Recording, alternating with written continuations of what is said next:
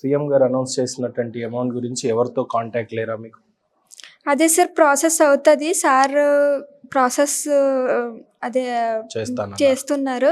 అది మనకి త్వరగా వస్తే బాగుంటుంది సార్. మనకు కూడా మనకి ఇల్లు కూడా లేదు.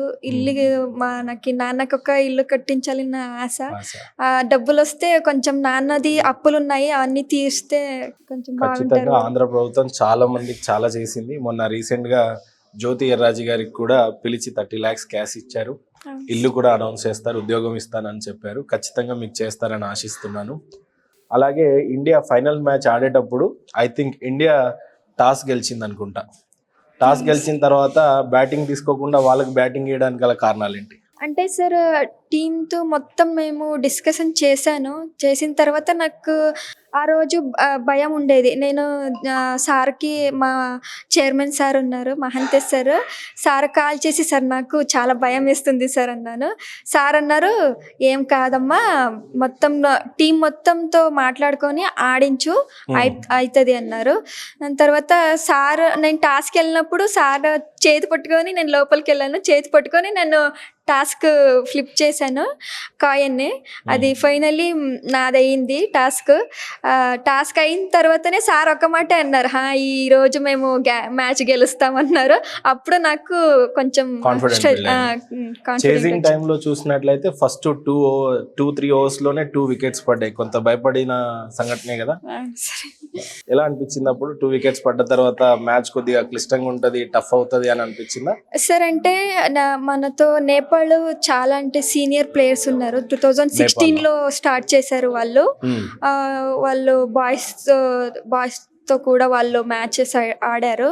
అంటే ఒక అమ్మాయి ఉంది బినిత అని, అమ్మాయి చాలా బాగా ఆడుతుంది బ్యాటింగ్. మొత్తం టీంతో మాట్లాడాను, నాకేం మీరు ఏం చేస్తారో నాకు వద్దు, ఆ అమ్మాయి వికెట్ తీయండి అని అందరితో మాట్లాడాను నేను. సునీత ఒక అమ్మాయి ఉంది, మధ్యప్రదేశ్ అమ్మాయిది. ఆ అమ్మాయి అంటే చాలా కామ్గా ఆడుతుంది టీంలో. అంటే నేనైతే చాలా అంటే చాలా అంటే ఏమవుతుందో గేమ్ ఎలా ఉంటుందో ఏంటో అని కొంచెం సీరియస్గా ఉంటాను గ్రౌండ్లో. తనైతే అందరితో చక్కగా మాట్లాడుకొని అందరితో అంటే ఎలా అంటే ఏమవ్వదు ధైర్యంగా ఉండండి అని అందరికీ చెప్తుంటది. తను డైరెక్ట్ త్రో చేసింది. అప్పుడు నాకు ఎంత అంటే ఏడుపు వచ్చింది నాకు. అబ్బా మా చేతికి వచ్చింది మ్యాచ్ అని అప్పుడు నాకు ధైర్యం వచ్చింది. ఇన్నింగ్స్ లో చూసినట్లయితే సరీన్ గారును కుమారి గారు బాగా చేశారు అనిపించింది. వాళ్ళ బ్యాటింగ్ సహజంగా ఎలా ఉంటుంది సార్? ఫైనల్ మ్యాచ్లో పుల్లా మళ్ళీ కరుణకుమారి బాగా ఆడారు. అంటే కరుణకి కొంచెం తనకి వినదు, కొంచెం అంటే కొంచెం చెవులు కొంచెం ప్రాబ్లం, తనకి వినపడదు. తనకి బయట నుంచి అలా కొట్రా ఇలా కొట్రా అక్కడ కొట్టి ఇక్కడ కొట్టని గట్టిగా అరిచి నేను తనకి చెప్పేదాన్ని. అంటే తనకి హిందీ కూడా రాదు తనకి.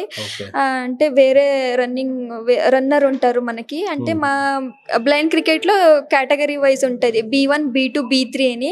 ఆ అమ్మాయికి కొంచెం కూడా కనిపించదు కదా, అలా వాళ్ళకి చెప్పాలి ఇలా లెగ్ సైడ్ గ్యాప్ ఉంది, హాఫ్ సైడ్ గ్యాప్ ఉంది, ఆలోచించి కొడతారు. తను అద్భుతమైన స్ట్రైక్ రేట్ తో ఆడిందంటే చాలా గ్రేట్. అవును సార్, చాలా అంటే చాలా బాగా ఆడింది. చాలా మందికి ఉన్న డౌట్ ఏంటంటే బ్లైండ్ అండ్ అండం కూడా నాకు బాధగా అనిపిస్తుంది.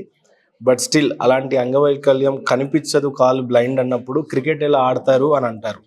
ఎమోషన్ అవ్వద్దు మీరు, అన్నయ్య లాంటి వాడిని. ఎలా ఆడతారు మరి కనిపించినప్పుడు? How you play the cricket? అంటే ఇప్పుడు అందరూ ఊర్లో కూడా అందరూ ప్లేయర్స్కి ఫస్ట్ అలా అన్నారు, అంటే ఆ అమ్మాయి గుడ్డిదాన్ని ఏం చేస్తుంది, ఏం చెయ్యదు తను అనేవాళ్ళు.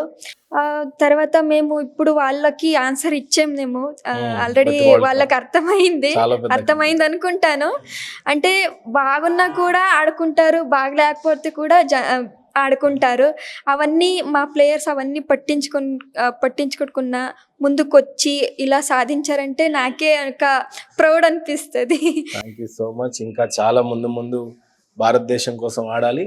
కెప్టెన్గా భారతదేశం నుంచి BCCI నుండి కానీ లేదా మీ బోర్డు నుంచి ఎలాంటి సపోర్ట్ ఉంది మీ క్రికెట్కి? ఇప్పుడు ఫైనల్స్ గెలిచారు కాబట్టి. అంటే సార్ మనకి అంటే అందరు 16 ప్లేయర్స్ కూడా చాలా అంటే చాలా దారుణంగా ఉంది వాళ్ళ ఫ్యామిలీ అయితే.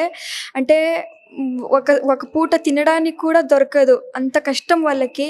సమర్థనం క్యాబీ ఎంత సపోర్ట్ చేస్తుందంటే మనకి క్రికెట్ లేకపోతే మాకు ఎడ్యుకేషన్ మళ్ళీ ఫ్యామిలీస్ పర్సనలీ ఫ్యామిలీకి కూడా చాలా అంటే చాలా బ్యాక్ బోన్‌గా నిలిచింది మనకి. ఒక 3 పూట మేము తింటున్నామంటే వాళ్ళ సమర్థనం క్యాబీ వల్లే మేము. చాలా అంటే చాలా హ్యాపీ అనిపిస్తది సార్.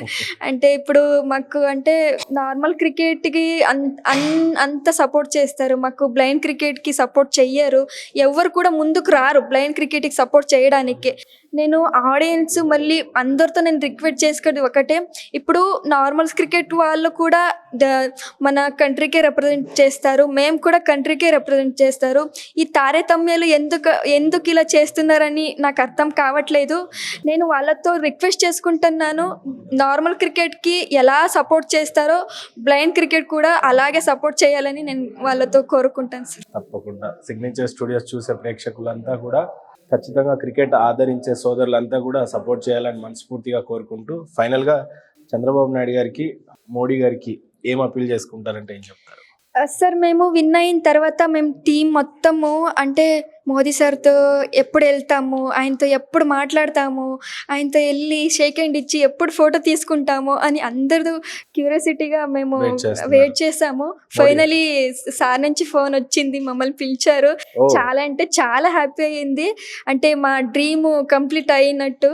అంటే నాకైతే నేను న్యూస్ పేపర్‌లో మళ్ళీ టీవీలో చూసేదాన్ని.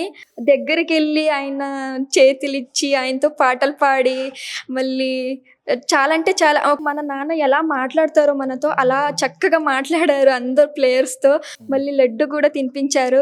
మళ్ళీ మనకు చంద్రబాబు సార్ కూడా మాకు మేము సపోర్ట్ చేస్తాము, మీకేమైనా ప్రాబ్లమ్ ఉంటే అని సపోర్ట్ చేశారు.